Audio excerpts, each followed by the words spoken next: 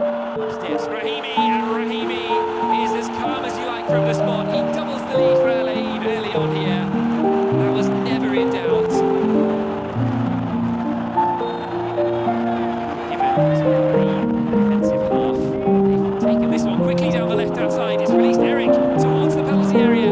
Eric goes for it. Oh, was he taken out there by Ali Abdullahi?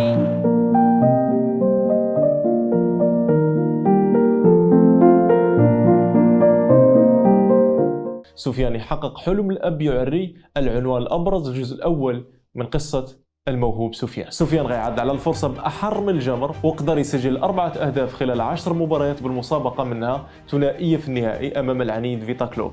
خلال مباراة الذهاب ورغم الخسارة إيابا ب3 مقابل هدف واحد، الرجاء غتفوز باللقب، فكانت الصورة الأبرز بالنهائي عناق سفيان مع الأب يعري وهما كيدرفوا الدموع ديال الفرحة بأول لقب لرحيمي مع الخضر، لقب كان مثابة بداية لعدة تتويجات أخرى. بعد أشهر غيحصل على ثاني لقب ليه بعد الفوز على الترجي التونسي في كأس السوبر الإفريقي بالدوحة القطرية. أما محليا سجل 6 أهداف وقدم 5 تمريرات حاسمة في أول موسم بالبطولة رفقة الرجاء، ثم رفع من عدد المساهمات الموسم الموالي بحيث قدر يسجل 10 أهداف ومنح 9 تمريرات حاسمة، وكان من أبرز المساهمين في تتويج الفريق الأخضر بلقب البطولة في نهاية الموسم.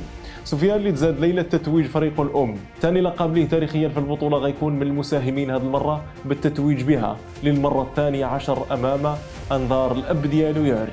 لينطلق سفيان في رحلة البحث عن التتويج بدوري أبطال، لكن الرحلة غتوقف عند محطة الزمالك المصري بعد الهزيمة ذهابا وإيابا في نصف النهائي، ثم إقصاء مرير قدام تونغيتا السنغالي في بداية النسخة الموالية. ورجع سفيان المسابقة اللي شهدت البداية ديالو كأس الكونفدرالية ونجح في التتويج بها للمرة الثانية بعد التغلب على شبيبة القبائل الجزائري. بصمة رحيمي كانت واضحة مرة أخرى بالمساهمة في 8 أهداف خلال المسابقة، ووصل اللقب الرابع ديالو مع فريق القلب. مع المنتخب سفيان غيشارك مع المنتخب المحلي في كأس إفريقيا المحليين، بحيث مرة أخرى غيبين علو الكعب ديالو وغيتوج بلقب البطولة مع الأسود، وحصل على جائزة أفضل لاعب البطولة وجائزة هدف النسخة. ولفت النظر عدة أندية منها العين الإماراتي اللي تعاقد معه في واحدة من أكثر الصفقات القياسية من الناحية المالية في تاريخ البطولة الوطنية. وقبل انضمام الفريق الإماراتي طلب سفيان من المسؤولين ديال الفريق العيناوي يخلوه يلعب نهائي كأس محمد السادس رفقة الرجاء الرياضي اللي كانت تأجل بسبب الجائحة، فداك الشيء اللي كانوا إدارة العين تفهمات رغبة اللاعب وخلاته يخوض نهائي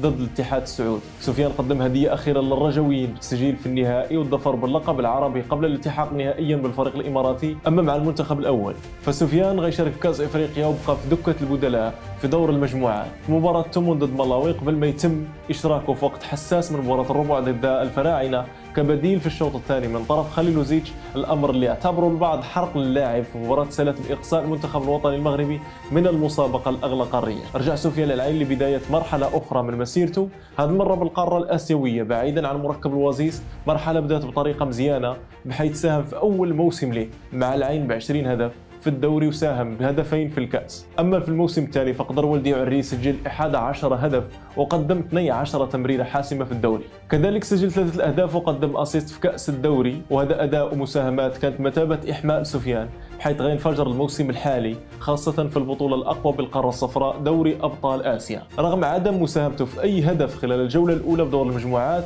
ضد باختكور الأوزبكي، غيقدر يساهم بهدفين في الجولة الثانية بتسجيل هدف وتقديم أسيست في ماتش سلب فوز العين برباعية مقابل 2 ضد الفريق التركماني، ثم هدف في الجولة الثالثة ضد الفيحاء السعودي، وبعدها هدف وأسيست ضد نفس الفريق في الجولة الرابعة، واختم مساهماته في دور المجموعات بهدف من ركلة جزاء في الجولة السادسة. تألق سفيان في دور المجموعات كان كيقولوا الناس بزاف أنه لضعف الخصوم وباللي هذا التألق غيسالي قدام فريق من المستوى العالي في بقية الأدوار، لكن ولدي عري غيخالف التوقعات بداية من ثم النهائي فين سجل هدف حاسم في الوقت القاتل مباراة الأياب ضد نصاف الأوزبكي. في لحظة كانت كتوجه فيها المباراة الأشواط الإضافية ليمر لمهمة إسقاط الأندية السعودية بنجومها الكبار، بداية من النصر بقيادة الأسطورة كريستيانو رونالدو اللي سجل سفيان الهدف الوحيد في المباراة ديال الذهاب، ورجع تألق في الإياب ملعب مرسول بارك بتسجيله الثنائية في ماتش سلب فوز النصر ب4-3. فكان الحسم لركلات ترجيح، فتوجه سفيان بكل ثقة باش يسدد الركلة الأولى ونجح في تسجيلها، أعطى معها جرعة ثقة لبقية زملائه اللي نجحوا بدورهم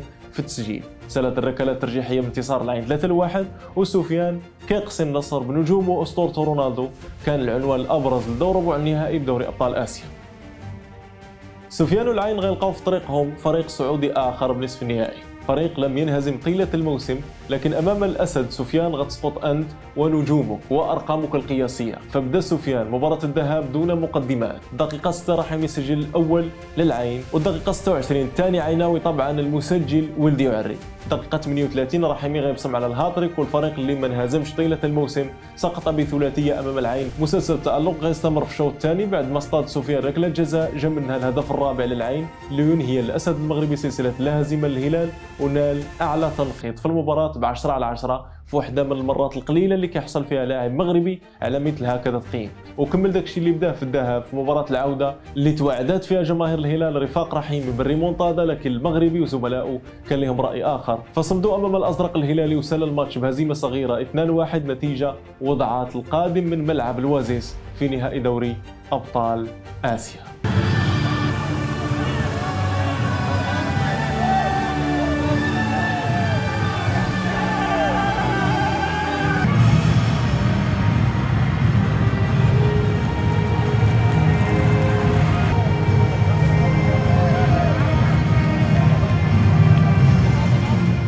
ومن هنا نقول لكم خدموا على الاحلام ديالكم وصبروا، كلشي ممكن وكلشي ممكن يتحقق، وداكشي اللي كيبان لك اليوم مستحيل غدا فاش غتوصل ليه غيبان لك مجرد انجاز عادي وغيخليك تحلم احلام اكبر. باختصار زطم من القدام كلشي ممكن.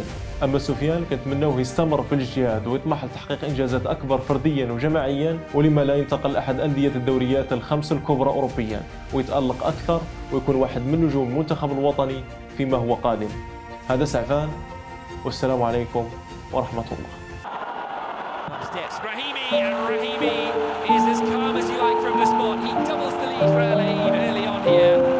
That was never in doubt. Given to the defensive half.